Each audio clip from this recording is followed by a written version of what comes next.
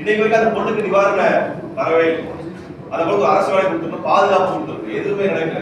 ஆனால் திமுக அரசு கண்டிச்சு இங்கே தான் வச்சோம், பிரஸ் மீட் வச்சோம், ஆர்ப்பாட்டம் நடத்தோம், எல்லாம் பண்ணோம். அப்ப இது போன்ற நடக்கக்கூடிய பாலியல் குற்றங்கள் சம்பந்தமாக திமுக அரசு தீவிரமான நடவடிக்கை போதுமான இருக்கு. அது குற்றச்சாட்டு சொல்லிடுறாங்க. ஒருத்தனால பாலியல் குற்றச்சாட்டு பாதிக்கப்பட்ட பெண் தமிழ்நாட்டில் கூட்டு பாலியல் வன்முறை எங்கே நடந்திருக்காங்க மோசமான பாத்திரமா. ஆனா அந்த பெண்ணுக்கு ஒரு அரசு வேலையை கொடுத்து ஒரு பாதுகாப்பு கொடுத்துருக்குமா இல்லையா?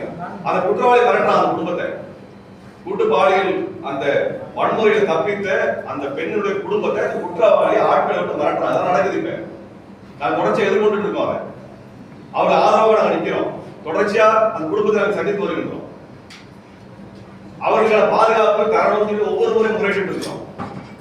இதுதாங்க இன்றைக்கு நிலைமை. இதெல்லாம் மூடி மறைச்செல்லாம் நீங்க நல்ல பேர் வாங்கிக்க முடியாது. இது அன்றைக்கு பாபநாடு காவல் நிலையம் சரியா